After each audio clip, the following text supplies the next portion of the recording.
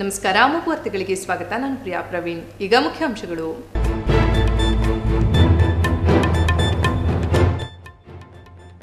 ರೇವಣ್ಣ ಮತ್ತು ದೇವೇಗೌಡರಿಗೆ ಗೌರವ ಮತ್ತು ಅಧಿಕಾರ ಸಿಕ್ಕಿದ್ದರೆ ಅದು ಬಿಜೆಪಿ ಕಾಂಗ್ರೆಸ್ ಪಕ್ಷದಿಂದ ಮಾತ್ರ. ಇವರು ಹೊಂದಾಣಿಕೆ ರಾಜಕಾರಣಿಗಳಷ್ಟೇ. ಮಾಜಿ ಸಚಿವ ಎ ಮಂಜು ವ್ಯಂಗ್ಯ.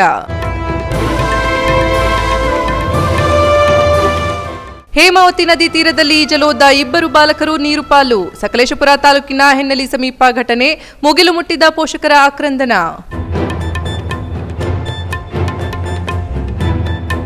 ಮತ್ತು ಎರಡನೇ ಹಂತದ ಪೌರ ಕಾರ್ಮಿಕರಿಗೆ ನಿವೇಶನ ಹಂಚಿಕೆ ವಿಳಂಬ ಹಿನ್ನೆಲೆ ಪೌರ ಕಾರ್ಮಿಕರಿಂದ ಜಿಲ್ಲಾಧಿಕಾರಿಗಳಿಗೆ ಹೂ ನೀಡಿ ವಿನೂತನ ಪ್ರತಿಭಟನೆ. ಬೇಡಿಕೆ ಈಡೇರದಿದ್ದರೆ ಕೆಲಸ ಸ್ಥಗಿತದ ಎಚ್ಚರಿಕೆ. ವಾರ್ತೆಗಳ ವಿವರ. ಎರಡನೇ ಹಂತದ ಪೌರ ಕಾರ್ಮಿಕರಿಗೆ ನಿವೇಶನ ಹಂಚಿಕೆ ವಿಳಂಬ ಹಾಗೂ ಸೇವಾ ಹಿರಿತನದ ಆಧಾರದ ಮೇಲೆ ಕಳೆದ 20 ವರ್ಷಗಳಿಂದ ನೇರ ಪಾವತಿ ಹಾಗೂ ಹೊರಗುತ್ತಿಗೆ ವಿಭಾಗದಲ್ಲಿ ಕೆಲಸ ಮಾಡುತ್ತಿರುವ ಇತರೆ ಪೌರ ಕಾರ್ಮಿಕರು, ಯುಜಿಡಿ ಕೆಲಸಗಾರರು, ನೀರುಗುಂಟಿಗಳು ಹಾಗೂ ನಗರಸಭೆ ಆಟೋ ಹಾಗೂ ವಾಹನ ಚಾಲಕರನ್ನ ಖಾಯಂ ಮಾಡುವಂತೆ ಒತ್ತಾಯಿಸಿ ಜಿಲ್ಲಾಧಿಕಾರಿಗಳಿಗೆ ಹೂ ನೀಡುವ ಮೂಲಕ ವಿನೂತನವಾಗಿ ಪ್ರತಿಭಟನೆ ನಡೆಸಿ ಮನವಿ ಸಲ್ಲಿಸಿದರು. ನಗರಸಭೆಯಲ್ಲಿ ಖಾಯಂ ನೌಕರರಾಗಿ ಕೆಲಸ ಮಾಡುತ್ತಿರುವ ಪೌರ ಕಾರ್ಮಿಕರ ಕುಟುಂಬಗಳಿಗೆ ಗೃಹಭಾಗ್ಯ ಯೋಜನೆಯಡಿ ಮನೆ ನಿರ್ಮಿಸಲಾಗುತ್ತಿದ್ದು, ಮೊದಲ ಹಂತದಲ್ಲಿ 43 ಮಂದಿಗೆ ನಗರದ ಹೊರವಲಯದ ಬೇಲೂರು ರಸ್ತೆಯಲ್ಲಿ ಮನೆ ನಿರ್ಮಾಣ ಮಾಡಲಾಗುತ್ತಿದೆ. ಉಳಿದ ಇನ್ನು 40 ಮಂದಿಗೆ ಶೀಘ್ರ ನಿವೇಶನ ಹಂಚುವುದಾಗಿ ನಗರಸಭೆ ಆಯುಕ್ತರು ಭರವಸೆ ನೀಡಿದ್ದರು. ಇದೀಗ ಹಂಚಿಕೆ ನಡೆದು 1 ವರ್ಷ ಕಳೆದರೂ ಉಳಿದವರಿಗೆ ನಿವೇಶನ ಹಂಚಿಕೆ ಮಾಡಿಲ್ಲ ಎಂದು ಅಸಮಾಧಾನ ಹೊರಹಾಕಿದ ಪ್ರತಿಭಟನಾಕಾರರು, 1.5 ಕೋಟಿ ರು ಹಣ ಇದ್ದರೂ ಜಮೀನು ಕೊಳ್ಳಲು ಮೀನಾಮೇಷ ಎಣಿಸುತ್ತಿರುವ ಆಯುಕ್ತರು ಕಾರ್ಮಿಕರ ಬಗ್ಗೆ ನಿರ್ಲಕ್ಷ್ಯ ವಹಿಸುತ್ತಿರುವುದು ಖಂಡನೀಯ. ಈ ಬಗ್ಗೆ ಜಿಲ್ಲಾಧಿಕಾರಿಗಳು ಮೌಖಿಕ ಆದೇಶ ಮಾಡಿದ್ದರೂ ಯಾವ ಕ್ರಮ ಕೈಗೊಳ್ಳದ ನಗರಸಭೆ ಅಧಿಕಾರಿಗಳು ಪೌರ ಕಾರ್ಮಿಕರಿಗೆ ಅನ್ಯಾಯ ಮಾಡುತ್ತಿದ್ದಾರೆ. ಕೂಡಲೇ ಈ ಬಗ್ಗೆ ಜಿಲ್ಲಾಧಿಕಾರಿಗಳು ಗಮನ ಹರಿಸಬೇಕು ಹಾಗೂ ಎಲ್ಲ ಪೌರ ಕಾರ್ಮಿಕರು, ಯುಜಿಡಿ ಕೆಲಸಗಾರರು, ನೀರುಗಂಟಿಗಳು ಹಾಗೂ ಆಟೋ ಚಾಲಕರಿಗೆ ನಿವೇಶನ ಕಲ್ಪಿಸುವಂತೆ ಮನವಿ ಮಾಡಿದರು. ಎಲ್ಲ ಪೌರ ಕಾರ್ಮಿಕರ ಬಂಧುಗಳೇ ಹಾಗೂ ನನ್ನ ಅಕ್ಕ ತಂಗಿರ ಮತ್ತು ನನ್ನ ತಮ್ಮಂದಿರೇ ಹಾಗೂ ನೀರು ಸರಬರಾಜರೇ ಹಾಗೂ ವಾಟರ್ ಸಪ್ಲೈಯರೇ ಮತ್ತು ಹಾಗೂ ಯುಜಿಡಿ ಸೆಕ್ಷನರೇ, ಆಟೋ ಚಾಲಕರೇ, ನಾನು ನನ್ನ ಜಿಲ್ಲಾಧಿಕಾರಿ ಮನವಿ ಮಾಡ್ಕೊಳ್ತೀವಿ. ಏನಂದರೆ ಸ್ವಾಮಿ, ಸುಮಾರು ಪೌರ ಕಾರ್ಮಿಕರಿಗೆ ಅರ್ಧ ನಿವೇಶನ ಕೊಟ್ಟಿದ್ದೀರಾ, ಇನ್ನೊಂದು ಅರ್ಧ ಜನ ಕೆಲವರಿಗೆ ಕೊಡಬೇಕು ಸ್ವಾಮಿ. ಅಲ್ಲೇ 1 ಎಕರೆ ಜಮೀನಿಗೆ ಖರೀದಿ ಮಾಡಿಕೊಂಡು ಅಲ್ಲಿ ಪೌರ ಕಾರ್ಮಿಕರು ದೊಡ್ಡ ವಾರ್ಡನ್ ಮಾಡ್ಕೊಡ್ಬೇಕಂತ ತಮ್ಮಲ್ಲಿ ಕಳ್ಕಳಿಂದ ಕೇಳ್ಕೊಳ್ತೀವಿ ಸ್ವಾಮಿ. ಪೌರ ಕಾರ್ಮಿಕರಾಗಿದ್ದು ನೇರ ಪಾವತಿ ಕೆಲಸ ಮಾಡ್ತಂಥ 100 ಜನ ಹೆಚ್ಚು ಕಮ್ಮಿ ಒಂದು 20 ವರ್ಷಗಳಿಂದ 18-15 ವರ್ಷಗಳಿಂದ ಅವರು ಕಣ್ಣೀರು ಕೈ ತೊಳೆದವರು ಸ್ವಾಮಿ. ಅವರು ಬರುವಂಥ 12,000 ರೂಪಾಯಿ ಜೀವನ ಸಾಗಿಸಲು ತುಂಬ ಕಷ್ಟಕರವಾಗಿರುತ್ತೆ. ಅವರನ್ನು ಮನೆ ಜೀವನ ಮಾಡ್ತಾರೆ, ಬಡ್ಡಿ ಸಾಲ ಕಟ್ತಾರೆ, ಮದುವೆ ಮುಂಚೆ ಮಾಡ್ತಾರೆ, ಮಕ್ಕಳಿಗೆ ವಿದ್ಯಾಭ್ಯಾಸ ಕಲಿಸ್ತಾರೆ. ದಯವಿಟ್ಟು ಅವ್ರ ಕಣ್ಣಿನ ಒರೆಸ್ತಿರೋ ನನ್ನ ಜಿಲ್ಲಾಧಿಕಾರಿಗಳಲ್ಲಿ ಕಳಕಳಿಂದ ಮನವಿ ಮಾಡ್ಕೊಡ್ತೀವಿ. ವಾಟರ್ ಸಪ್ಲೈಲಿ 20 ವರ್ಷದಿಂದ ಕೆಲಸ ಮಾಡ್ತಾ ಇದ್ದೀವಿ. ನಮಗೆ ಯಾವುದೇ ರೀತಿಯಾದ ನಮ್ಮ ಸರ್ಕಾರದಿಂದ ಯಾವುದೇ ಅನುಕೂಲ ಆಗಿಲ್ಲ. ನಾವು 11,000 ರೂಪಾಯಿಗೆ ದುಡ್ಕೊಂಡು ಬಂದಿದ್ದೀವಿ. ಮಕ್ಕಳು ವಿದ್ಯಾಭ್ಯಾಸಕ್ಕೆ ಇದಾಯ್ತಾ ಇಲ್ಲ, ತೊಂದರೆ ಆಯ್ತಾ ಇದೆ. ನಮಗೆ ಎಲ್ಲ ರೀತಿ ನಮಗೆ ಕಾಯಮಾತೆ ಮಾಡಬೇಕು. ಮೊದಲು ಪ್ರಗತಿಪರ ಹೋರಾಟಗಾರ ಆರ್ಪಿ ವೆಂಕಟೇಶಮೂರ್ತಿ, ಪೌರ ಕಾರ್ಮಿಕ ಸಂಘದ ಗೌರವಾಧ್ಯಕ್ಷ ನಾಗರಾಜ್ ಹೆತ್ತೂರ್, ಸಂಘಟನಾ ಕಾರ್ಯದರ್ಶಿ ಮಾರ, ಕಾರ್ಯದರ್ಶಿ ಪರಶುರಾಮ್, ನೀರುಗಂಟಿಗಳ ಸಂಘದ ಅಧ್ಯಕ್ಷ ಆನಂದ್, ವಾಹನ ಚಾಲಕರ ಸಂಘದ ಅಧ್ಯಕ್ಷ ಧರ್ಮ, ಯುಜಿಡಿ ವಿಭಾಗದ ರಜನಿ, ದಲಿತ ಮುಖಂಡರಾದ ಕೃಷ್ಣದಾಸ್, ಬ್ಯಾಂಕ್ ಶಿವಣ್ಣ, ಆರ್ಪಿಐ ಸತೀಶ್, ಬೆಳಗೋಡು ಬಸವರಾಜು ಮೊದಲಾದವರು ಉಪಸ್ಥಿತರಿದ್ದರು. ಹೇಮಾವತಿ ನದಿ ತೀರದಲ್ಲಿ ಈಜು ಹೊಡೆಯಲು ಹೋದ ಇಬ್ಬರು ಬಾಲಕರು ನೀರಿನಲ್ಲಿ ಮುಳುಗಿ ಮೃತಪಟ್ಟಿರುವ ಹೃದಯ ವಿದ್ರಾವಕ ಘಟನೆ ತಾಲೂಕಿನ ಹಿನ್ನಲಿ ಸಮೀಪ ನಡೆದಿದೆ. ಸಕಲೇಶಪುರ ಪಟ್ಟಣದ ಚಂಪಕನಗರ ಬಡಾವಣೆಯಲ್ಲಿ ವಾಸವಿದ್ದ ಲೋಕೇಶ್ ಎಂಬುವರ ಪುತ್ರ 16 ವರ್ಷದ ಧನುಷ್ ಉಜಿರೆಯಲ್ಲಿ ಪ್ರಥಮ ಪಿಯುಸಿ ಓದುತ್ತಿದ್ದು, ಜೊತೆಗೆ ಇದೇ ಬಡಾವಣೆಯ ಲೋಕೇಶ್ ಎಂಬುವರ ಪುತ್ರ 14 ವರ್ಷದ ಮಣಿಕಂಠ 9ನೇ ತರಗತಿಯಲ್ಲಿ ಓದುತ್ತಿದ್ದು, ಸೋಮವಾರ ಸಂಜೆ ಪಟ್ಟಣಕ್ಕೆ ನೀರು ಪೂರೈಕೆಯಾಗದ ಹಿನ್ನೆಲೆ ಚೆಕ್ ಡ್ಯಾಂ ಸಮೀಪ ಸಂಜೆ ಸುಮಾರು 4 ಗಂಟೆ ವೇಳೆಯಲ್ಲಿ ನೀರಿನಲ್ಲಿ ಈಜಲು ಹೋಗಿ ಮುಳುಗಿ ಮೃತಪಟ್ಟಿದ್ದಾರೆ. ಸಂಜೆ ಸುಮಾರು 7 ಗಂಟೆ ಆದರೂ ಮನೆಗೆ ಮಕ್ಕಳು ಬಾರದಿದ್ದರಿಂದ ಎಲ್ಲೆಡೆ ಹುಡುಕಿದಾಗ ಹೆನ್ನಲಿ ಚೆಕ್ ಡ್ಯಾಂ ಸಮೀಪ ಹೇಮಾವತಿ ನದಿ ತೀರದಲ್ಲಿ ಮಕ್ಕಳ ಬಟ್ಟೆ ಕಾಣಿಸಿದ್ದು, ಈ ಹಿನ್ನೆಲೆಯಲ್ಲಿ ರಾತ್ರೋರಾತ್ರಿ ಅಗ್ನಿಶಾಮಕ ದಳದ ಮುಖಾಂತರ ಶವಗಳನ್ನು ಹುಡುಕುವ ಯತ್ನ ಮಾಡಿದರೂ ಸಹ ಯಾವುದೇ ಪ್ರಯೋಜನವಾಗಿರಲಿಲ್ಲ. ಮತ್ತೆ ಬೆಳಗ್ಗೆ ಸುಮಾರು 6:30ರಿಂದ 11 ಗಂಟೆಯವರೆಗೆ ಅಗ್ನಿಶಾಮಕ ದಳದ ಸಿಬ್ಬಂದಿ ಬೋಟ್ ಮುಖಾಂತರ ಕಾರ್ಯಾಚರಣೆ ನಡೆಸಿದರೂ ಸಹ ಯಾವುದೇ ಪ್ರಯೋಜನವಾಗದೆ ಮುಳುಗು ತಜ್ಞರನ್ನ ಸ್ಥಳಕ್ಕೆ ಕರೆಸಲಾಯಿತು. ಸ್ಥಳಕ್ಕೆ ಆಗಮಿಸಿದ ತಾಲೂಕಿನ ಹಾಲೆಬೇಲೂರು ಗ್ರಾಮದ ರಮೇಶ್ ತಂಡ ಮೊದಲ ಶವವನ್ನ ಮೇಲೆತ್ತಿದ್ದು, ನಂತರ ಸ್ಥಳಕ್ಕೆ ಮೂಡಿಗೆರೆಯಿಂದ ಆಗಮಿಸಿದ್ದ ಹಸೈನಾರ್ ನೇತೃತ್ವದ ತಂಡ ಜಂಟಿಯಾಗಿ ಕಾರ್ಯಾಚರಣೆ ನಡೆಸಿ ಶವವನ್ನ ಮೇಲೆತ್ತಲಾಯಿತು. ಪಟ್ಟಣದ ಕ್ರಾಫರ್ಡ್ ಆಸ್ಪತ್ರೆಯಲ್ಲಿ ಮೃತರ ಶವ ಪರೀಕ್ಷೆ ಮಾಡಲಾಗಿದ್ದು, ನಗರ ಠಾಣೆಯಲ್ಲಿ ದೂರು ದಾಖಲಾಗಿದೆ. ಸ್ಥಳಕ್ಕೆ ಡಿವೈಎಸ್ಪಿ ಗೋ, ಡಿಒಪಿ ಸರ್ಕಲ್ ಇನ್ಸ್ಪೆಕ್ಟರ್ ಗಿರೀಶ್ ಭೇಟಿ ನೀಡಿ ಪರಿಶೀಲಿಸಿದರು. ನಾವು ಮೂಡಿಗೆರೆಯಿಂದ ಬಂದಿದ್ದೀವಿ. ನಮ್ಮದು ಸಮಾಜ ಸಕ್ರಿಯ ಇದು ಸಂಸ್ಥೆಯಿಂದ ನಾವು ಬಂದು ಎಲ್ಲ ನಾವು ಇವತ್ತು ಬೆಳಗ್ಗೆ ಕರೆ ಮಾಡಿದ್ರು. ಇಲ್ಲಿ ಸ್ಥಳೀಯರು ಕರೆ ಮಾಡಿದಾಗ ಏನಾಗಿತ್ತು ಅಂದರೆ ನಾವೆಲ್ಲ ಬೇರೆ ಕಡೆ ಆಗಿದ್ವಿ. ಆದ್ದರಿಂದ ನಾವು ಬರುವಾಗ ಸ್ವಲ್ಪ ತಡ ಆಯಿತು. ಅದಕ್ಕೆ ಕ್ಷಮೆ ಇರಲಿ. ಅಂದರೆ ನಾವು ಬರುವಾಗ ಬಾಡಿಯನ್ನು ಎತ್ತಿದ್ರು. ಮತ್ತು ನಮ್ಮ ಸಂಸ್ಥೆಯ ಎಲ್ಲ ಸಂಸ್ಥೆಯ ಎಲ್ಲವರು ಸೇರಿ ಮತ್ತು ಇಲ್ಲಿ ಲೋಕಲ್ ಅವರು ಸೇರಿ ಮತ್ತೊಂದು ಬಾಡಿಯನ್ನು ಎತ್ತಿದ್ವಿ. ಈಗ ನೀರು ತುಂಬ ಆಳ ಇರೋದ್ರಿಂದ ಸ್ವಲ್ಪ ಕಾರ್ಯಾಚರಣೆಗೆ ಅಡಚಣೆ ಆಗಿರೋದು. ರೇವಣ್ಣ ಮತ್ತು ದೇವೇಗೌಡರಿಗೆ ಗೌರವ ಮತ್ತು ಅಧಿಕಾರ ಸಿಕ್ಕಿದ್ದರೆ ಅದು ಬಿಜೆಪಿ ಕಾಂಗ್ರೆಸ್ ಪಕ್ಷದಿಂದ ಮಾತ್ರ. ಅವರಿಗೆ ಸ್ವತಂತ್ರವಾಗಿ ಯಾವಾಗಲೂ ಅಧಿಕಾರ ಪಡೆದಿಲ್ಲ. ಇವರು ಹೊಂದಾಣಿಕೆ ರಾಜಕಾರಣಿಗಳೆಂದು ಮಾಜಿ ಸಚಿವ ಎ ಮಂಜು ವ್ಯಂಗ್ಯವಾಡಿದರು. ಪತ್ರಿಕಾಗೋಷ್ಠಿಯನ್ನು ಉದ್ದೇಶಿಸಿ ಮಾತನಾಡಿದ ಅವರು, ಎಚ್ ಡಿ ರೇವಣ್ಣ ಅವರು ಬಿಜೆಪಿ ಮುಖಂಡರಾದ ಅರವಿಂದ್ ಲಿಂಬಾವಳಿ ಅವರನ್ನ ಥರ್ಡ್ ಕ್ಲಾಸ್ ಎಂದು ಜರೆದಿದ್ದಾರೆ. ರೇವಣ್ಣನವರು ಮಾಜಿ ಮಂತ್ರಿಯಾಗಿದ್ದಾರೆ. ಆ ಪದ ಬಳಕೆ ರಾಜಕಾರಣಿಗಳಿಗೆ ಶೋಭೆ ತರುವುದಿಲ್ಲ. ನಾವೆಂದು ಬಿಜೆಪಿ ಪಕ್ಷದ ಜೊತೆ ಹೋಗಲ್ಲ ಅನ್ನುತ್ತಾರೆ. ಹೋಗುವುದು ಬಿಡುವುದು ಆ ಪಕ್ಷಕ್ಕೆ ಬಿಟ್ಟ ವಿಷಯ.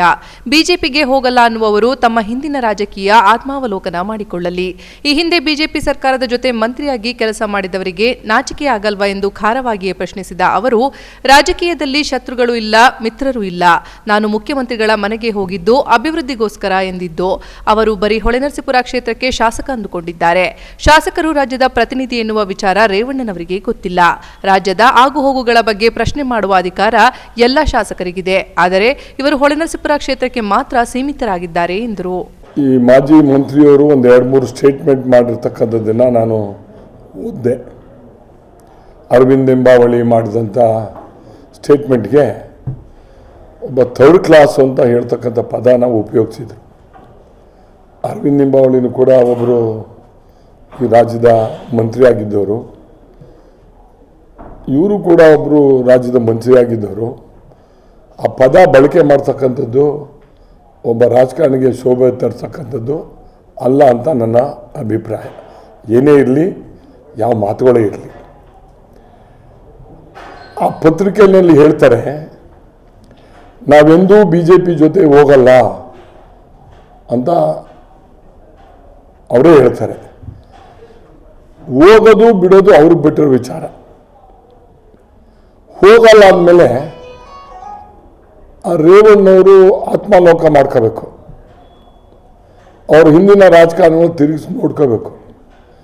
ಇದೇ BJP ಸರ್ಕಾರದಲ್ಲಿ ಮಂತ್ರಿ ಆಗಿದ್ರಲ್ಲ, ನಾಚಿಕೆ ಆಗಲ್ವ ಅವ್ರಿಗೆ? ಯಾಕೆ ಮಾತಾಡಬೇಕು? ರಾಜಕೀಯದಲ್ಲಿ ಶತ್ರು ಇಲ್ಲ, ಮಿತ್ರರು ಇಲ್ಲ. ಇದನ್ನು ಅರ್ಥಕೋಬೇಕು. ಬಿಜೆಪಿ ಜೊತೆ ಜೆಡಿಎಸ್ ವಿಲೀನವಾದರೆ ರಾಜಕೀಯ ನಿವೃತ್ತಿ ತೆಗೆದುಕೊಳ್ಳುವುದಾಗಿ ಹೇಳಿದ್ದಾರೆ. ಈ ಹಿಂದೆ ಮೋದಿ ಮತ್ತೊಮ್ಮೆ ದೇಶದ ಪ್ರಧಾನಿಯಾದರೆ ರಾಜಕೀಯ ನಿವೃತ್ತಿಯಾಗುವುದಾಗಿ ಹೇಳಿದ್ರು. ಮೋದಿ ಪ್ರಧಾನಮಂತ್ರಿಯಾದ ತಕ್ಷಣ ಅವರ ಬಳಿ ಅಪ್ಪ ಮತ್ತು ಮಕ್ಕಳು ಪಂಚೆ ಬಿಟ್ಟು ಪ್ಯಾಂಟ್ ಧರಿಸಿ ಫೋಟೋ ತೆಗೆಸಿಕೊಂಡಿದ್ದಾರೆ.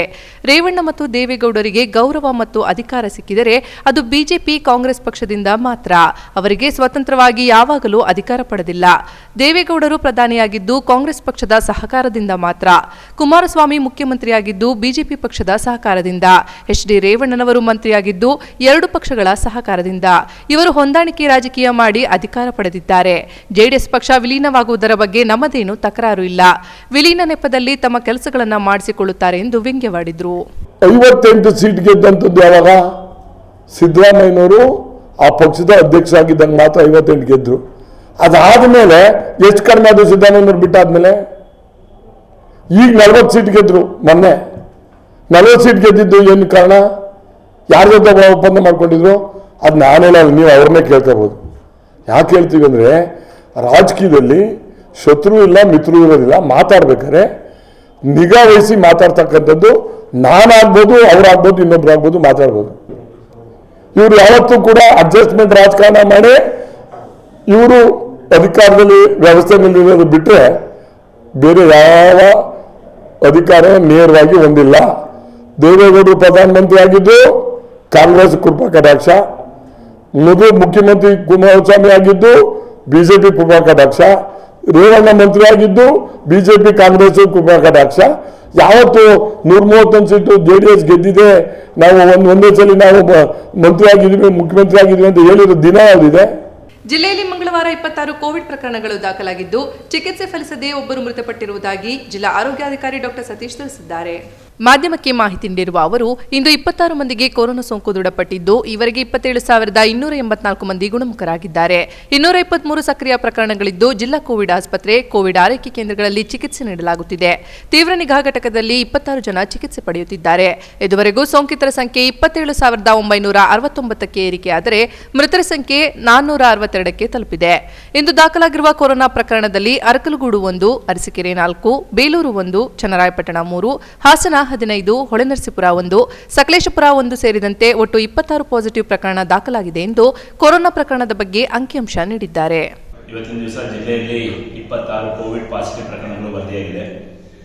ಇಲ್ಲಿಯವರೆಗೆ ಜಿಲ್ಲೆಯಲ್ಲಿ 27,969 ಕೋವಿಡ್ ಪಾಸಿಟಿವ್ ಪ್ರಕರಣಗಳು ವರದಿಯಾಗಿದೆ. 23 ಜನ ಆಸ್ಪತ್ರೆಯಿಂದ ಬಿಡುಗಡೆ ಹೊಂದಿದ್ದಾರೆ. ಒಟ್ಟು ಆಸ್ಪತ್ರೆಯಿಂದ ಬಿಡುಗಡೆ ಆದ ಸಂಖ್ಯೆ ಜಿಲ್ಲೆಯಲ್ಲಿ 27,284. ಒಟ್ಟು ಸಕ್ರಿಯ ಪ್ರಕರಣ ಆಕ್ಟಿವ್ ಕೇಸಸ್ ಇರುವಂಥದ್ದು ಜಿಲ್ಲೆಯಲ್ಲಿ 223. ಇವತ್ತು ಒಬ್ಬರು ಈ ಒಂದು ಕೋವಿಡ್ ಸಂಬಂಧಿತ ಕಾಯಿಲೆಯಿಂದ ಮೃತಪಟ್ಟಿದ್ದಾರೆ. ಇವರ ಅಂತ್ಯಕ್ರಿಯೆಯನ್ನು ಸರ್ಕಾರದ ನಿಯಮಾನುಸಾರ ನೆರವೇರಿಸಲಾಗಿದೆ. ಇಲ್ಲಿಯವರೆಗೆ ಈ ಒಂದು ಕೋವಿಡ್ ಸಂಬಂಧಿತ ಕಾಯಿಲೆಯಿಂದ ಮೃತಪಟ್ಟವರ ಸಂಖ್ಯೆ ಜಿಲ್ಲೆಯಲ್ಲಿ 462 ಆಗಿದೆ. ಐಸಿಯುನಲ್ಲಿ 15 ಜನ ಚಿಕಿತ್ಸೆಯನ್ನು ಜಿಲ್ಲೆಯಲ್ಲಿ ಪಡೀತಾ ಇದ್ದಾರೆ. ತಾಲೂಕುವಾರು ಅರಕಲಗೂಡಲ್ಲಿ 1 ಪ್ರಕರಣ, ಅರಸೀಕೆರೆಯಲ್ಲಿ 4, ಬೇಲೂರಲ್ಲಿ 1 ಪ್ರಕರಣ, ಚನ್ನರಾಯಪಟ್ಟಣದಲ್ಲಿ 3, ಹಾಸನದಲ್ಲಿ 15, ಹೊಳೆನರಸೀಪುರದಲ್ಲಿ 1, ಸಕಲೇಶಪುರದಲ್ಲಿ 1, ಒಟ್ಟು 26 ಪ್ರಕರಣಗಳು ಜಿಲ್ಲೆಯಲ್ಲಿ ಇವತ್ತಿನ ದಿವಸ ವರದಿಯಾಗಿದೆ. ಬುಧವಾರ ನಡೆಯಲಿರುವ ಗ್ರಾಮ ಪಂಚಾಯಿತಿ ಚುನಾವಣೆಯ ಮತ ಎಣಿಕೆಗಾಗಿ ಸಕಲ ಸಿದ್ಧತೆ ಮಾಡಿಕೊಳ್ಳಲಾಗಿದೆ ಎಂದು ಹೆಚ್ಚುವರಿ ಪೊಲೀಸ್ ವರಿಷ್ಠಾಧಿಕಾರಿ ನಂದಿನಿ ಹೇಳಿದರು. ಪಟ್ಟಣದ ಜೂನಿಯರ್ ಕಾಲೇಜಿನಲ್ಲಿ ನಡೆಯಲಿರುವ ಮತ ಎಣಿಕೆ ಸ್ಥಳವನ್ನು ಪರಿಶೀಲನೆ ನಡೆಸಿ ಬಳಿಕ ಸುದ್ದಿಗಾರರೊಂದಿಗೆ ಮಾತನಾಡಿದ ಅವರು, ಕೊರೋನಾ ಹಿನ್ನೆಲೆಯಲ್ಲಿ ಜಿಲ್ಲಾಧಿಕಾರಿಗಳ ಸೂಚನೆಯಂತೆ 144 ಸೆಕ್ಷನ್ ಜಾರಿ ಇದ್ದು ಜನರು ಅಭ್ಯರ್ಥಿಗಳ ಪರವಾಗಿ ಯಾವುದೇ ಸಂಭ್ರಮಾಚರಣೆ ಮಾಡುವಂತಿಲ್ಲ ಹಾಗೂ ಮತ ಎಣಿಕೆ ಸುತ್ತಲೂ ಬ್ಯಾರಿಕೇಡ್ ಅಳವಡಿಸಲಾಗಿದೆ. ಅಲ್ಲದೆ ಭದ್ರತೆಗಾಗಿ 150 ಜನ ಪೊಲೀಸ್ ಸಿಬ್ಬಂದಿ ಹಾಗೂ 3 ಪಿಎಸ್ಐ, 1 ಸಿಪಿಐ, 3 ಡಿಆರ್ ಫೋರ್ಸ್ಗಳನ್ನು ನಿಯೋಜಿಸಲಾಗಿದ್ದು ಮತ ಎಣಿಕೆ ಕೇಂದ್ರಕ್ಕೆ ಗುರುತಿನ ಚೀಟಿ ಇರುವವರಿಗೆ ಮಾತ್ರ ಒಳಗಡೆಗೆ ಅವಕಾಶ ಕಲ್ಪಿಸಲಾಗಿದೆ. ಅಭ್ಯರ್ಥಿ ಅಥವಾ ಅವರ ಪರವಾದ ಏಜೆಂಟ್ ಒಬ್ಬರಿಗೆ ಅವಕಾಶ ನೀಡಲಾಗುವುದು. ಜೊತೆಗೆ ಅಧಿಕಾರಿಗಳಿಗೆ ಪ್ರತ್ಯೇಕ ಪ್ರವೇಶ ದ್ವಾರ, ಪ್ರತ್ಯೇಕ ಪಾರ್ಕಿಂಗ್ ವ್ಯವಸ್ಥೆ ಮಾಡಲಾಗಿದೆ. ಮತದಾನ ಎಣಿಕೆ ಸ್ಥಳದ ಸುತ್ತಲೂ ವ್ಯಾಪಾರ ವಹಿವಾಟು ನಡೆಯದಂತೆ ನಿರ್ಬಂಧ ಹೇರಲಾಗಿದೆ. ಪ್ರವಾಸಿ ಮಂದಿರದ ಮುಖ್ಯ ರಸ್ತೆಯನ್ನು ಸಂಪೂರ್ಣ ಬಂದ್ ಮಾಡಲಾಗುವುದು. ಯಾವುದೇ ರೀತಿಯ ಅಹಿತಕರ ಘಟನೆಗಳು ನಡೆಯದಂತೆ ಕ್ರಮ ವಹಿಸಲಾಗಿದೆ ಎಂದರು. ಪಂಚಾಯಿತಿಗಳ ಚುನಾವಣೆದು ನಾಳೆ ಅಂದರೆ 30ನೇ ತಾರೀಕು ಮತ ಎಣಿಕೆ ಕಾರ್ಯ ನಡೀತಾ ಇದೆ. ನಮ್ಮಲ್ಲಿ 8 ಕಡೆ ಅಂದರೆ 8 ತಾಲೂಕುಗಳಲ್ಲಿ ತಾಲೂಕು ಕೇಂದ್ರಗಳಲ್ಲಿ ಮತ ಎಣಿಕೆ ನಡೀತಾ ಇದ್ದು ನಾವು ಬಿಗಿ ಬಂದೋಬಸ್ತನ್ನು ಮಾಡಿದ್ದೀವಿ. ಹಲವು ತಾಲೂಕು ಲೆವೆಲಲ್ಲಿ ಎಲ್ಲ ನಮ್ಮ ಪೊಲೀಸವ್ರನ್ನ ನಿಯೋಜನೆ ಮಾಡ್ಕೊಂಡಿದ್ದೀವಿ ಮತ್ತು ಬ್ಯಾರಿಕೇಡಿಂಗ್ ಆಗಿದೆ. ಎಲ್ಲ ತಹಶೀಲ್ದಾರವರು ಸಹ ಅದಕ್ಕೆ ಸಹಕಾರ ನೀಡಿ ಎಲ್ಲ ಬ್ಯಾರಿಕೇಡ್ಗಳನ್ನ ಮಾಡಿದ್ದಾರೆ. ಮತ್ತು ಎಷ್ಟು ಸ್ಟಾಫ್ ಬರ್ತಾರೆ ಅಂತ ಮಾಹಿತಿ ತೊಗೊಂಡಿದ್ದೀವಿ. ಹಾಗಾಗಿ ಅಫಿಷಿಯಲ್ಗೆ ಏನು ಮತ ಎಣಿಕೆ ಬರೆಯುವಂಥ ಎಲ್ಲ ಅಫಿಷಿಯಲ್ಸ್ಗೆ ಬೇರೆ ಕಡೆ ಎಂಟ್ರಿಯನ್ನು ಮಾಡಿದ್ದೀವಿ. ಮತ್ತು ಪಾರ್ಕಿಂಗ್ ಬೇರೆ ಕಡೆ ಆಗುತ್ತೆ. ಪಬ್ಲಿಕ್ ಎಂಟ್ರಿ ಇರೋದಿಲ್ಲ. ಏಜೆಂಟ್ ಏನು ID ಕಾರ್ಡ್ ಇರ್ತದೆ ಅವರಿಗೆ ಮಾತ್ರ ನಾವು ಒಳಗಡೆ ಬಿಡುವಂಥ ವ್ಯವಸ್ಥೆ ಆಗುತ್ತೆ. ಬಿಫೋರ್ 6 ನಂತರ ಶುರು ಆಗುತ್ತೆ. ಅದ್ರ ಜೊತೆಗೆ ಅವರು ಸಹ ಬೇರೆ ಕಡೆ ಪಾರ್ಕಿಂಗ್ ಮಾಡಿ ಬರುವಂಥ ವ್ಯವಸ್ಥೆ, ಪಾರ್ಕಿಂಗು ಮತ್ತು ಮತ ಎಣಿಕೆ ಕೇಂದ್ರಗಳ ಹತ್ರ ಬಿಗಿ ಒಂದು ಪೊಲೀಸ್ ವ್ಯವಸ್ಥೆ ಆಗಿದೆ. ಇದಕ್ಕೆ ಸಾರ್ವಜನಿಕರು ಸಹಕರಿಸಬೇಕಾಗಿ ಕೇಳ್ಕೊಳ್ತೇವೆ. ಇದರ ಎಲ್ಲ ಸಹಕಾರದಿಂದ ಬಂದೋಬಸ್ತ್ ಮಾಡಿ. ನಿಜವಾದ ಕವಿ ಪ್ರಜ್ಞಾಪೂರ್ವಕವಾಗಿ ಬರೆಯುತ್ತಾನೆ. ಅಂತಹ ಮಹಾನ್ ದಾರ್ಶನಿಕರಾಗಿದ್ದವರು ಕವಿ ಕುವೆಂಪು ಅವರು.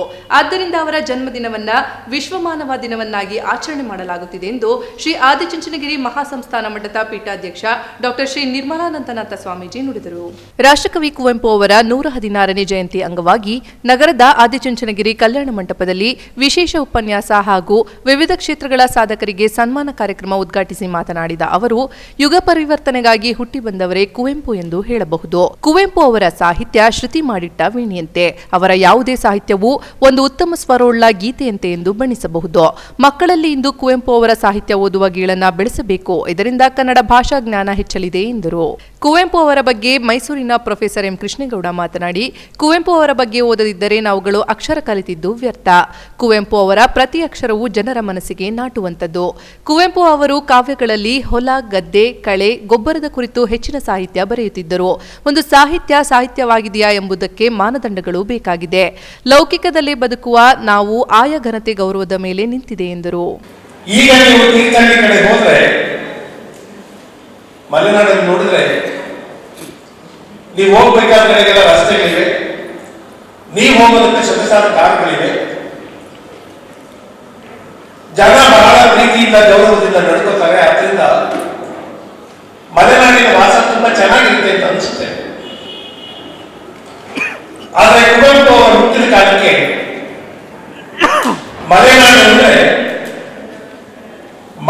ಸೊಳ್ಳೆ, ಮಲೇರಿಯಾ, ಹುಲಿ, ಹಾವು, ರೋಗ, ಸಾವು, ಭೂತ, ಬೆಂತರಗಳಲ್ಲಿ ಕುವೆಂಪು ಅವರು ಹೇಳೋ ಮಾತು. ಭೂಮಿಯಲ್ಲಿ ಹುಟ್ಟಿದ್ದಕ್ಕೆ ಹೇಗಾದರೂ ಮಾಡಿ ನಿವಾರಿಸಿಕೊಳ್ಳಬೇಕಾದ ಒಂದು ದುರ್ಗಮ ದುರಂತ ಭೂಭಾಗ. ಈಗ ಮಲೆನಾಡು ಅಂದ್ರೆ ಎಷ್ಟು ಚೆನ್ನಾಗಿದೆಯೋ, ರಮಣೀಯವಾಗಿದೆಯೋ, ಹಾಗಿರಲಿಲ್ಲ ಕುವೆಂಪು ಹುಟ್ಟೋ ಕಾಲಕ್ಕೆ. ಈ ಭೂಮಿಯಲ್ಲಿ ಹುಟ್ಟಿದ್ದಕ್ಕೆ ಹೇಗಾದರೂ ಮಾಡಿ ನಿವಾರಿಸಿಕೊಳ್ಳಬೇಕಾದ ಒಂದು ದುರ್ಗಮ ದುರಂತ ಭೂಭಾಗ ಅಂತ ಬರೀತಾರೆ. ಕಾರ್ಯಕ್ರಮದಲ್ಲಿ ಪ್ರೊಫೆಸರ್ ಕೃಷ್ಣೇಗೌಡ, ಶಂಭುನಾಥ ಸ್ವಾಮೀಜಿ, ಮಾಜಿ ಶಾಸಕರಾದ ಎಚ್ಎಂ ವಿಶ್ವನಾಥ್, ಮುಖಂಡರಾದ ಮಂಜೇಗೌಡ, ಸುರಭಿ ರಘು, ಒಕ್ಕಲಿಗ ಸಂಘಟನೆಗಳ ಮುಖಂಡರಾದ ರಾಕೇಶ್ ಗೌಡ ಹಾಗೂ ಇತರರು ಪಾಲ್ಗೊಂಡಿದ್ದರು. ರಣಘಟ್ಟ ಯೋಜನೆಯ ಮೂಲಕ ಹಳೇಬೀಡು ಹಾಗೂ ಮಾದಿಹಳ್ಳಿ ಹೋಬಳಿಗಳಿಗೆ ನೀರು ಹರಿಸಲು ವಿಶೇಷ ಯೋಜನೆಯ ಮೂಲಕ 125 ಕೋಟಿ ಅನುಮೋದನೆ ನೀಡಿದ ಮುಖ್ಯಮಂತ್ರಿಗಳಿಗೆ ಹಾಗೂ ಇದಕ್ಕೆ ಕಾರಣಭೂತರಾದ ಸಚಿವರಿಗೆ ಅಭಿನಂದನಾ ಸಮಾರಂಭವನ್ನು ಅತಿ ಶೀಘ್ರದಲ್ಲೇ ಆಯೋಜಿಸಲಾಗುವುದು ಎಂದು ರಾಜ್ಯ ರೈತ ಮೋರ್ಚಾ ಕಾರ್ಯದರ್ಶಿ ರೇಣುಕುಮಾರ್ ತಿಳಿಸಿದರು. ಪತ್ರಿಕಾಗೋಷ್ಠಿಯಲ್ಲಿ ಮಾತನಾಡಿದ ಅವರು, ನೆನೆಗುದಿಗೆ ಬಿದ್ದಂತಹ ಯೋಜನೆಗೆ ಕಾಯಕಲ್ಪ ನೀಡುವ ಮೂಲಕ ಶಾಶ್ವತ ನೀರಾವರಿ ಯೋಜನೆಗೆ ನಮ್ಮ ಸರ್ಕಾರದ ಬಿಎಸ್ ಯಡಿಯೂರಪ್ಪನವರು ಈ ಹಿಂದೆ ನುಡಿದಂತೆ ಇಂದು ನಡೆದುಕೊಂಡಿದ್ದಾರೆ. ಅಲ್ಲದೆ ಈ ಒಂದು ಯೋಜನೆಗೆ ಮಠಾಧೀಶರು, ರೈತ ಮುಖಂಡರು, ಇಲ್ಲಿಯ ಶಾಸಕರು ಸೇರಿದಂತೆ ಪ್ರತಿಯೊಬ್ಬರು ಸಹ ಪಕ್ಷಾತೀತವಾಗಿ ಈ ಒಂದು ಯೋಜನೆಯನ್ನು ತರಲು ಕಾರಣಕರ್ತರಾಗಿದ್ದಾರೆ. ಈ ಹಿಂದೆ ಸಮ್ಮಿಶ್ರ ಸರ್ಕಾರದಲ್ಲಿ 100 ಕೋಟಿ ಬಜೆಟ್ ಇಟ್ಟಿದ್ದರೂ ಅದಕ್ಕೆ ಅನುಮೋದನೆ ಸಿಕ್ಕಿರಲಿಲ್ಲ. ಅದಕ್ಕೆ ಹೆಚ್ಚುವರಿಯಾಗಿ ಬಜೆಟ್ನಲ್ಲಿ ಹಣ ನೀಡುವ ಮೂಲಕ ಸುಮಾರು 125 ಕೋಟಿ ವೆಚ್ಚದಲ್ಲಿ ಅಭಿವೃದ್ಧಿಗೆ ನಮ್ಮ ಸರ್ಕಾರ ಮುಂದಾಗಿದೆ. ಇಲ್ಲಿ ನಾವು ಮೇಲು ನೀವು ಮೇಲು ಎಂಬುದನ್ನು ಬಿಟ್ಟು ತಾಲೂಕಿನ ಅಭಿವೃದ್ಧಿಗೆ ಎಲ್ಲರೂ ಸೇರಿ ಮುಂದಾಗಬೇಕು. ಈಗಾಗಲೇ ನೆನೆಗುದಿಗೆ ಬಿದ್ದಿರುವಂತಹ ರಸ್ತೆ ಅಗಲೀಕರಣ ಸೇರಿದಂತೆ ಇನ್ನು 10 ಹಲವು ಯೋಜನೆಗಳನ್ನು ತಂದು ತಾಲೂಕಿನ ಅಭಿವೃದ್ಧಿಗೆ ಪಕ್ಷಾತೀತವಾಗಿ ಕೆಲಸ ಮಾಡಲು ಸಿದ್ಧರಿದ್ದೇವೆ. ಶಾಸಕರು ಸಹ ಇದನ್ನು ಅರಿತು ಅಭಿವೃದ್ಧಿ ವಿಚಾರದಲ್ಲಿ ಯಾವುದೇ ರಾಜಕೀಯ ತಾರತಮ್ಯ ಮಾಡದೆ ತಾಲೂಕಿನ ಅಭಿವೃದ್ಧಿಗೆ ಶ್ರಮಿಸೋಣ ಎಂದರು. ಯಡಿಯೂರಪ್ಪನವರು ವಿರೋಧ ಪಕ್ಷದ ನಾಯಕರಾಗಿದ್ದಂಥ ಸಂದರ್ಭದಲ್ಲೂ ಸಹ ಆ ಭಾಗಕ್ಕೆ ನೀರನ್ನು ಕೊಡಬೇಕು ಅಂತಕ್ಕಂಥ ಉದ್ದೇಶದಿಂದ ಪಾದಯಾತ್ರೆಯನ್ನು ಸಹ ಮಾಡಿ ಅವರು ಮುಖ್ಯಮಂತ್ರಿಗಳಾಗಿದ್ದಂಥ ಸಂದರ್ಭದಲ್ಲಿ ಹೆಚ್ಚಿ ಪಿಕಪ್ಪು ಏತ ನೀರಾವರಿ ಮೂಲಕ ಕುಡಿಯುವ ನೀರನ್ನು ಸಹ ಹಳೇಬೀಡದ ಅನೇಕ ಕೆರೆಗಳಿಗೆ ಆ ಭಾಗಗಳಿಗೆ ನೀರು ತುಂಬಿಸ್ತಕ್ಕಂಥ ಕೆಲಸ ಆಗಿರ್ತಕ್ಕಂಥದ್ದು ಸಹ ಸನ್ಮಾನ್ಯ ಯಡಿಯೂರಪ್ಪನವರು ನಾವು ವಿಶೇಷವಾಗಿ ಅಭಿನಂದಿಸ್ತೇವೆ. ಮತ್ತು ಈ ಭಾಗದ ಎಲ್ಲರ ನಾಡಿ ಮಿಡಿತಕ್ಕೆ ಅವರು ಮಾತು ಕೊಟ್ಟಂತೆ ನಡ್ಕೊಂಡಿದ್ದನ್ನು ಸಹ ಈ ಸಂದರ್ಭದಲ್ಲಿ ನಾವು ನೆನಪು ಮಾಡಿಕೊಡ್ತಾ, ಈ ರಣಘಟ್ಟ ಯೋಜನೆಗೆ ಇನ್ನೋರ್ವ ಪ್ರಮುಖ ನಾಯಕರು ಅಂತ ಹೇಳಿದ್ರು ತಪ್ಪಾಗಲಾರ್ದು, ಶ್ರೀಯುತ ಬಸವರಾಜ ಬೊಮ್ಮಾಯಿ ಅವರು. ನಾವು ಅನೇಕ ಬಾರಿ ಅವರನ್ನು ಭೇಟಿಯಾದಂಥ ಸಂದರ್ಭದಲ್ಲಿ ಈ ರಣಘಟ್ಟ ಪಿಕಪ್ನ ವಿಚಾರವಾಗಿ ಅವರು ಅಧ್ಯಯನವನ್ನು ಮಾಡಿ ಜೊತೆಯಲ್ಲಿ ನಮ್ಮ ಸಿ.ಟಿ. ರವಿ ಅವರು, ಪ್ರೀತಮ್ ಗೌಡರು, ಇರ್ತಕ್ಕಂಥ ನಮ್ಮ ಶಾಸಕ, ನಮ್ಮ ಈಗಿನ ಮಂತ್ರಿಗಳು, ಇವೆಲ್ಲರೂ ಇದೊಂದು ಪ್ರಾಮಾಣಿಕವಾದಂತಹ ಒಂದು ಪ್ರಯತ್ನ. ಇದೇ ಸಂದರ್ಭದಲ್ಲಿ ಬಿಜೆಪಿ ಮುಖಂಡ ಸಂತೋಷ್, ರಾಜ್ಯ ಸಮಿತಿ ಸದಸ್ಯ ಶಿವಕುಮಾರ್, ರಾಜ್ಯ ಎಸ್ಸಿ ಮೋರ್ಚಾ ಕಾರ್ಯದರ್ಶಿ ಪರ್ವತಯ್ಯ, ಮುಖಂಡರಾದ ಶಮಂತ್ ಹಾಗೂ ಇನ್ನೂ ಇತರರು ಹಾಜರಿದ್ದರು. ಗ್ರಾಮ ಪಂಚಾಯಿತಿ ಚುನಾವಣಾ ಮತ ಎಣಿಕೆಗಾಗಿ ಎಲ್ಲ ರೀತಿಯ ಸಿದ್ಧತೆ ಮಾಡಿಕೊಳ್ಳಲಾಗಿದೆ ಎಂದು ತಹಶೀಲ್ದಾರ್ ಮಂಜುನಾಥ್ ಹೇಳಿದರು. ಪಟ್ಟಣದ ಲಯನ್ಸ್ ಸಮುದಾಯ ಭವನದಲ್ಲಿ ಗ್ರಾಮ ಪಂಚಾಯಿತಿ ಚುನಾವಣೆ ಮತ ಎಣಿಕೆಗಾಗಿ ಮತ ಎಣಿಕೆ ಅಧಿಕಾರಿಗಳಿಗೆ ಆಯೋಜಿಸಲಾಗಿದ್ದ ತರಬೇತಿ ಕಾರ್ಯಕ್ರಮವನ್ನು ಉದ್ದೇಶಿಸಿ ಮಾತನಾಡಿ, ತಾಲೂಕಿನ 20 ಗ್ರಾಮ ಪಂಚಾಯಿತಿಗಳ 114 ಕ್ಷೇತ್ರಗಳ 199 ಸ್ಥಾನಗಳಿಗೆ ಚುನಾವಣೆ ನಡೆದಿದ್ದು, ಇದಕ್ಕಾಗಿ ತಾಲೂಕು ಆಡಳಿತ ಪಟ್ಟಣದ ಸಂತ ಜೋಸೆಫರ ಶಾಲೆಯ 10 ಕೊಠಡಿಗಳಲ್ಲಿ ಮತ ಎಣಿಕೆಗೆ 30 ಟೇಬಲ್ ಸಿದ್ಧತೆ ನಡೆಸಿದೆ. ಪ್ರತಿ ಟೇಬಲ್ನಲ್ಲಿಯೂ 3 ಅಧಿಕಾರಿಗಳು ಮತ ಎಣಿಕೆ ನಡೆಸಲಿದ್ದು, ಮುಂಜಾನೆ 8ರಿಂದ ಆರಂಭವಾಗಲಿರುವ ಮತ ಎಣಿಕೆ ಮಧ್ಯಾಹ್ನದೊಳಗೆ ಮುಗಿಸುವ ಯೋಜನೆ ರೂಪಿಸಲಾಗಿದೆ. ಮತ ಎಣಿಕೆ ಅಧಿಕಾರಿಗಳು ಯಾವುದೇ ಗೊಂದಲವಿಲ್ಲದಂತೆ ಮತ ಎಣಿಕೆ ಕಾರ್ಯದಲ್ಲಿ ಭಾಗಿಯಾಗಬೇಕೆಂದು ಹೇಳಿದ ಅವರು, ಮತ ಎಣಿಕೆ ಪ್ರಕ್ರಿಯೆಯಲ್ಲಿ ಸಿಬ್ಬಂದಿಗಳು ಬಹಳ ಎಚ್ಚರಿಕೆಯಿಂದ ಇರಬೇಕು.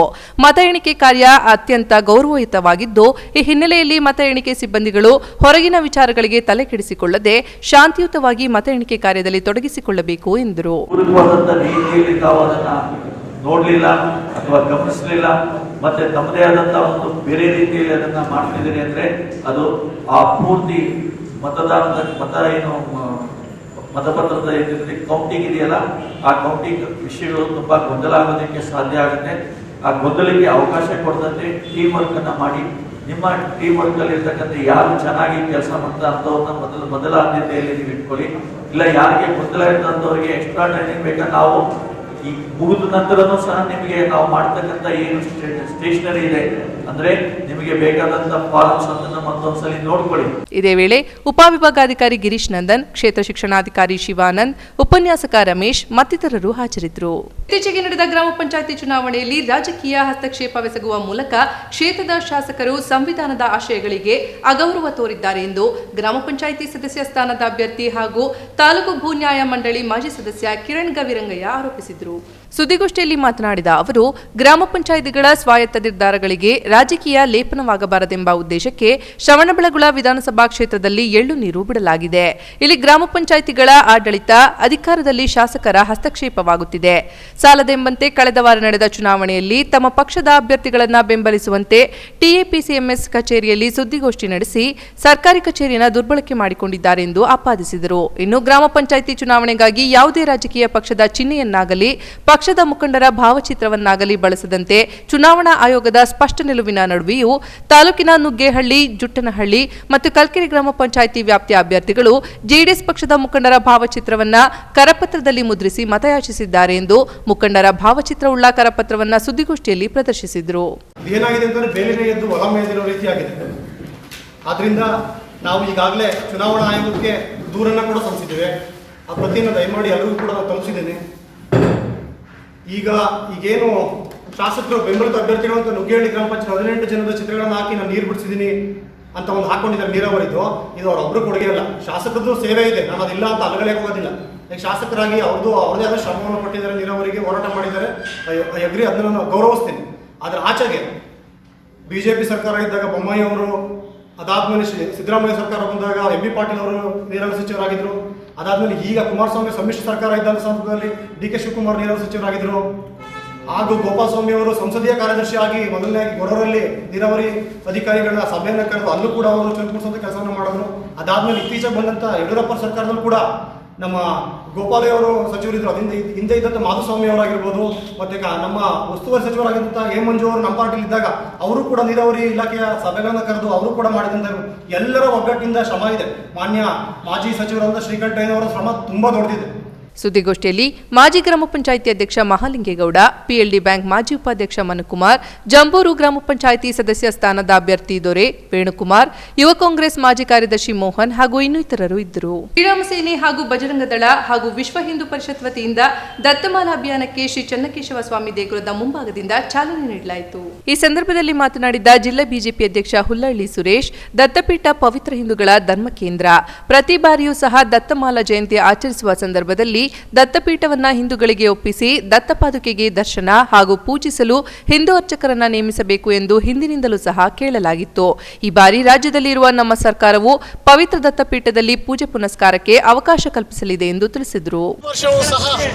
ದತ್ತಪೀಠಕ್ಕೆ ಎಲ್ಲ ಯಾತ್ರಾರ್ಥಿಗಳು ಇವತ್ತು ಏನು ಸಂಪ್ರದಾಯದ ಪ್ರಕಾರ ಬೇಲೂರಿನ ಇದರೆಲ್ಲ ಬಂದು ಇಲ್ಲಿ ಸೇರ್ಪಡೆಯಾಗಿ ಪ್ರಸಾದವನ್ನು ತಗೊಂಡು ಚನ್ನಕೇಶ್ವರ ಸ್ವಾಮಿಯ ಆಶೀರ್ವಾದ ತಗೊಂಡು ಹೋಗ್ತಕ್ಕಂಥ ಸಂಪ್ರದಾಯ ಈ ವರ್ಷವೂ ಸಹ ನಡೀತಾ ಇದೆ. ಹಾಗಾಗಿ ಇಲ್ಲಿ ಸೇರಿರ್ತಕ್ಕಂಥ ಎಲ್ಲ ಭಕ್ತರುಗಳು ಸಹ ಕೋವಿಡ್ ಇರೋದ್ರಿಂದ ಅಂತರವನ್ನು ಕಾಯ್ಕೋಬೇಕು, ಸಾಮಾಜಿಕ ಅಂತರ ಮಾಸ್ಕ್ ಧರಿಸ್ಕೊಂಡು ಹೋಗಬೇಕು ಅಂತ ಎಲ್ಲರಲ್ಲೂ ವಿನಂತಿ ಮಾಡಿದ್ದೀವಿ.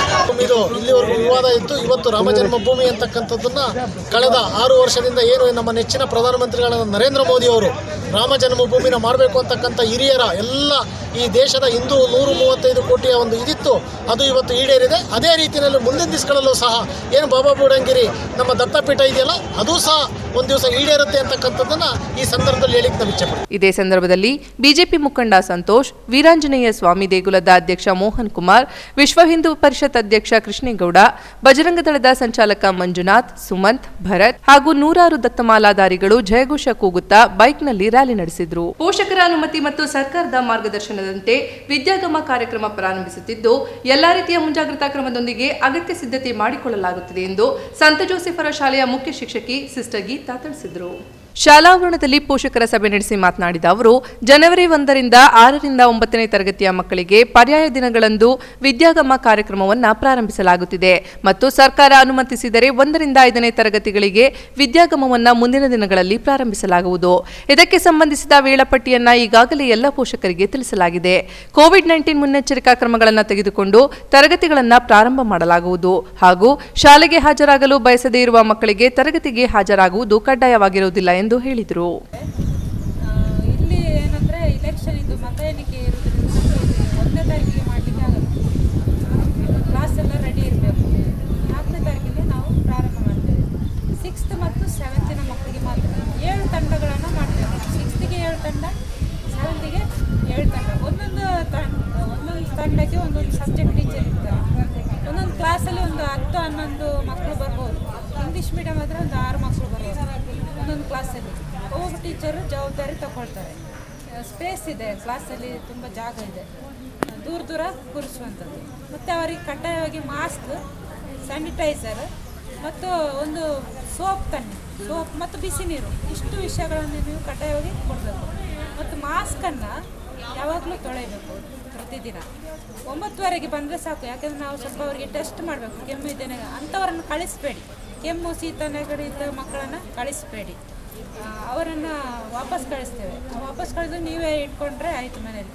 ಇದೇ ಸಂದರ್ಭದಲ್ಲಿ ಶಿಕ್ಷಕರಾದ ಕೀರ್ತಿಕುಮಾರ್, ತಮ್ಮಣ್ಣ, ಮಧುಸೂದನ್, ಚೈತ್ರ, ದೇವರಾಜ್, ಮನೋಜ್, ದಿವ್ಯಾ, ಜಸಿಂತಾ, ಪಲ್ಲವಿ, ವಿಜಯ್, ಫ್ಲೇವಿ ಹಾಗೂ ಇನ್ನಿತರರು ಇದ್ದರು. ಶ್ರೀ ಅಯ್ಯಪ್ಪ ಸ್ವಾಮಿ ದೇಗುಲದ 3ನೇ ವರ್ಷದ ವಾರ್ಷಿಕೋತ್ಸವವನ್ನು ವಿಜೃಂಭಣೆಯಿಂದ ಆಚರಿಸಲಾಗುತ್ತಿದೆ ಎಂದು ದೇಗುಲದ ಪ್ರಧಾನ ಕಾರ್ಯದರ್ಶಿ ಯಮಸಂದಿ ಪಾಪಣ್ಣ ತಿಳಿಸಿದರು. ಜನವರಿ 1ರ ಶುಕ್ರವಾರ ಹಾಗೂ ಶನಿವಾರದಂದು ಅಯ್ಯಪ್ಪ ಸ್ವಾಮಿಗೆ ಪಂಚಾಮೃತ ಅಭಿಷೇಕ, ಗಣಪತಿ, ನವಗ್ರಹ ಹೋಮ, ಸುಬ್ರಹ್ಮಣ್ಯ ಅಯ್ಯಪ್ಪ ಸ್ವಾಮಿ ಮೂಲಮಂತ್ರ ಸೇವೆಯೊಂದಿಗೆ ಹಾಗೂ ಪರಿವಾರ ದೇವತೆಗಳಿಗೆ ವಿಶೇಷ ಪೂಜೆ ಹಮ್ಮಿಕೊಳ್ಳಲಾಗುತ್ತಿದೆ.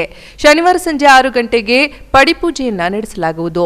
ಕೇರಳದ ಪವಿತ್ರ ತಾಣ ಶಬರಿಮಲೆ ಅಯ್ಯಪ್ಪ ಸ್ವಾಮಿ ದರ್ಶನಕ್ಕೆ ಕೋವಿಡ್ ಹಿನ್ನೆಲೆಯಲ್ಲಿ ಭಕ್ತರನ್ನ ಬಿಡದ ಕಾರಣ ರಾಜ್ಯದ ದಾವಣಗೆರೆ, ಬೆಂಗಳೂರು, ಶಿವಮೊಗ್ಗ, ಕೋಲಾರ ಜಿಲ್ಲೆಗಳಿಂದ 1000ಕ್ಕೂ ಹೆಚ್ಚು ಭಕ್ತಾದಿಗಳು ಈ ಬಾರಿ ಬೇಲೂರಿನ ಯಗಚಿ ದಡದಲ್ಲಿ ನೆಲೆಸಿರುವ ಅಯ್ಯಪ್ಪ ಸ್ವಾಮಿ ದರ್ಶನ ಪಡೆದು ಇಲ್ಲಿಯೇ ಪಡಿಹತ್ತಿ ತಮ್ಮ ಸೇವೆಯನ್ನ ಸಲ್ಲಿಸುತ್ತಿದ್ದಾರೆ. ಈಗಾಗಲೇ ಪ್ರತಿನಿತ್ಯ ಹಲವಾರು ಭಕ್ತಾದಿಗಳು ಇಲ್ಲಿಗೆ ಬಂದು ಅಯ್ಯಪ್ಪ ಸ್ವಾಮಿಯ ದರ್ಶನ ಪಡೆಯಲಿದ್ದು, ಬಂದಂತ ಭಕ್ತರಿಗೆ ಅನ್ನದಾನದ ಜೊತೆಗೆ ಎಲ್ಲಾ ರೀತಿಯ ಮೂಲಭೂತ ಸೌಕರ್ಯ ನೀಡಲಾಗುತ್ತಿದೆ ಎಂದರು. ವರ್ಷ ಶಬರಿಮಲೆ ಯಾತ್ರೆ ಮಾಡ್ತಿದ್ವಿ. ಈ ಸಲ ಶಬರಿಮಲೆ ಯಾತ್ರೆ ಮಾಡಲಿಕ್ಕೆ ನಮಗೆ ಶಬರಿಮಲೆಯಲ್ಲಿ ಕೋವಿಡ್-19 ಮಾಡಿರೋ ಪ್ರಕಾರದಿಂದ ಅಲ್ಲಿ 3 ದಿನ 4 ದಿನ ಕ್ವಾರಂಟೈನ್ ಮಾಡ್ತಾರೆ ಕರ್ನಾಟಕ ರಾಜ್ಯದವ್ರನ್ನ ಫಸ್ಟು. ಅದಕ್ಕೋಸ್ಕರ ನಮಗೀಗ ಅಲ್ಲೆಲ್ಲ ಹೋಗಿ ಇದು ಮಾಡೋಕೆ ಆಗ್ತಾಯಿಲ್ಲ. ಅದ್ರಾಗೂ ಆನ್ಲೈನ್ ಸಿಗ್ತಾಯಿಲ್ಲ ಯಾರಿಗೂ.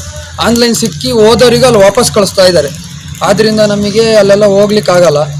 ಅದಕ್ಕೋಸ್ಕರ ಈಗ ನಮಗೆ ಇಲ್ಲೇ ಅಂದರೆ ಇಲ್ಲಿ ಸುತ್ತಮುತ್ತ ಪಡಿ ಮಾಡಿ ಒಳ್ಳೆ ಅಯ್ಯಪ್ಪ ಸ್ವಾಮಿನ ಇಲ್ಲೇ ನೆಲೆಸಿ ಒಂದು ಚೆನ್ನಾಗಿ ಮಾಡಿದ್ದಾರೆ.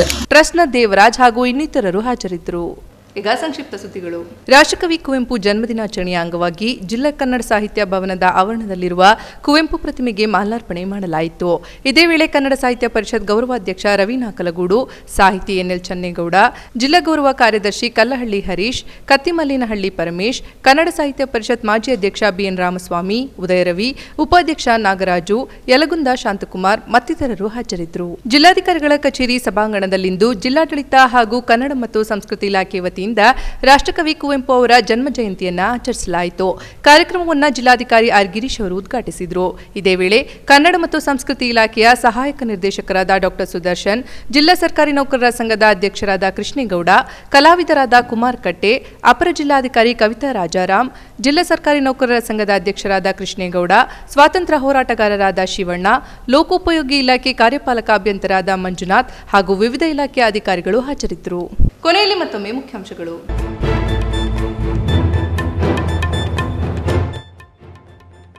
ರೇವಣ್ಣ ಮತ್ತು ದೇವೇಗೌಡರಿಗೆ ಗೌರವ ಮತ್ತು ಅಧಿಕಾರ ಸಿಕ್ಕಿದ್ದರೆ ಅದು ಬಿಜೆಪಿ ಕಾಂಗ್ರೆಸ್ ಪಕ್ಷದಿಂದ ಮಾತ್ರ.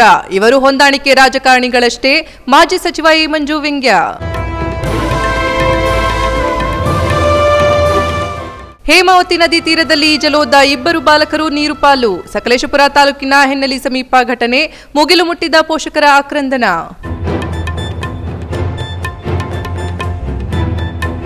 ಮತ್ತು 2ನೇ ಹಂತದ ಪೌರ ಕಾರ್ಮಿಕರಿಗೆ ನಿವೇಶನ ಹಂಚಿಕೆ ವಿಳಂಬ ಹಿನ್ನೆಲೆ ಪೌರ ಕಾರ್ಮಿಕರಿಂದ ಜಿಲ್ಲಾಧಿಕಾರಿಗಳಿಗೆ ಹೂ ನೀಡಿ ವಿನೂತನ ಪ್ರತಿಭಟನೆ.